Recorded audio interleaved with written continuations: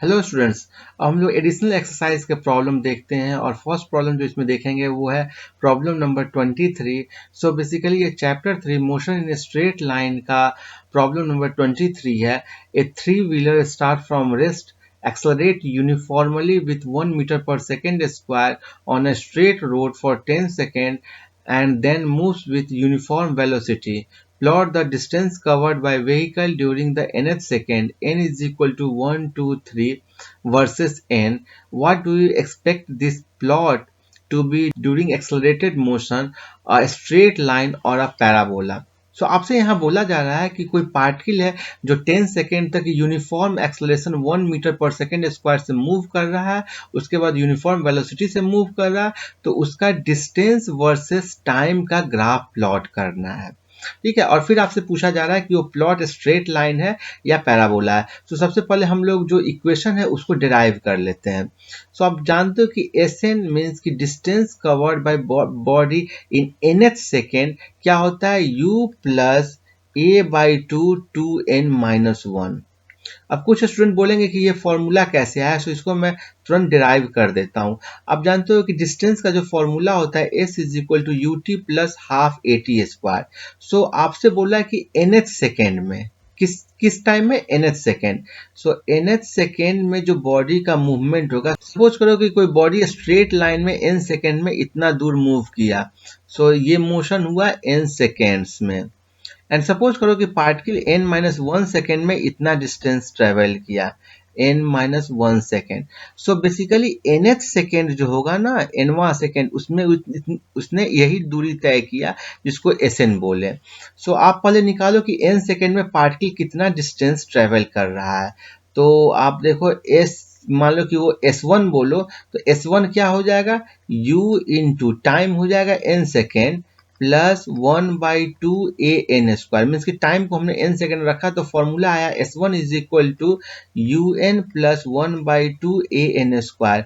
Similarly मैं n minus one second की बात करूं और इसको मैं S2 बोल दूं, सो तब आपको S2 क्या हो जाएगा, S2 हो जाएगा u into n minus one plus 1 by two a into n minus one का होल स्क्वायर। सो यही हो गया। अब आपको निकालना एस एन, मीन्स कि nth सेकेंड में कितना डिस्टेंस ट्रेवल किया, तो ये आप क्या कर दोगे, S1 माइनस S2 कर दोगे और ये हो गया u n minus u n minus one plus 1 by two a n square minus 1 by two a n minus one का होल स्क्वायर। सो इसको सॉल्व कर दोगे तो क्या आ जाएगा, देखो यहाँ से u आ जाएगा plus 1 by two a common ले लोगे तो ये हो गया n square minus n minus one का होल स्क्वायर। सो क्लियरली ये हो जाएगा u plus a by two और ये हो गया 2n माइनस वन। आपने फॉर्मूला क्या यूज किया, देखो a square minus b square का फॉर्मूला यूज कर दिया, a plus b into a minus b. So basically आपको जो आया फॉर्मूला Sn वो आया u plus a by two n minus one. अब पार्टिकल क्या है, रेस्ट से मूव हो रहा है और acceleration 1 metre per second square का है। तो हम लोग वैल्यू डाल देते हैं इसमें और ये हम लोग लिख देते हैं एस एन। इस पर्टिकुलर प्रॉब्लम के लिए u का वैल्यू 0 प्लस a का वैल्यू 1 है, so 1 by two n minus one, that is ये हो गया 1 by two n minus one. ये आ गया आपको एस एन। अब आप निकालना है इसी का कर्व वर्सेस एन, ये 10 सेकेंड तक जाता है। So for n is equal to 1 2 3 up to 10 second तक आपको वैल्यू निकालो। सो एन का वैल्यू जब 1 रखो तो कितना होगा, 2 माइनस एक गया एक, सो 0.45 हो जाएगा। 2 रखोगे तो क्या होगा, 1.5 होगा। 3 रखोगे तो ये हो जाएगा 2.5 एंड सो ऑन। अब 10 रखोगे तो वैल्यू कितना हो जाएगा, 10 दूनी 20 माइनस एक 19 by two, that is 9.5। 10 second के बाद ये यूनिफॉर्म मोशन में मूव करता है। सो उसके बाद इसका जो डिस्टेंस कवर्ड होगा वो वेलोसिटी पर डिपेंड करेगा। सो 10 सेकेंड के बाद इसका वेलोसिटी क्या है वो कैलकुलेट कर दो, डेट इज मैं बोलूं कि v at n is equal to 10। तो 10 सेकेंड पर वेलोसिटी क्या होगा, 0 प्लस एक्सेलरेशन का वैल्यू 1 इंटू और टाइम क्या हो गया 10। सो 10 सेकेंड के बाद इसका वेलोसिटी हो जाएगा 10 मीटर पर सेकेंड, और बेसिकली उसके बाद हर एक सेकेंड में ये 10 मीटर का डिस्टेंस ट्रेवल करेगा। सो मैं इसका ग्राफ प्लॉट कर देता हूँ। यहाँ पर मैं एस एन बोल देता हूँ और यहाँ पर मैं बोल देता हूँ n. So time first t is equal to 0 पर ये 0 था, t इज इक्वल टू 1 पे ये वैल्यू आया 0.5, 2 पे आएगा ये 1.5। सो इस टाइप से आएगा। वैसे ही 3 पे आएगा ये 2.5, ठीक है। 4 पे आएगा ये 3.5। सो बेसिकली आप ये देखो कि एस एन जो है, ठीक है, एस एन एन के डायरेक्टली प्रोपोर्शनल है, बिकॉज एस एन का वैल्यू क्या होगा, एन माइनस 1/2, ठीक है। इस फॉर्मूला से देख लो।